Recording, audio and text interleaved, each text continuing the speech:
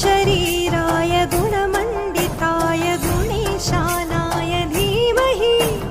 गुणातीताय गुणाधीशाय गुणप्रविष्टाय धीमहि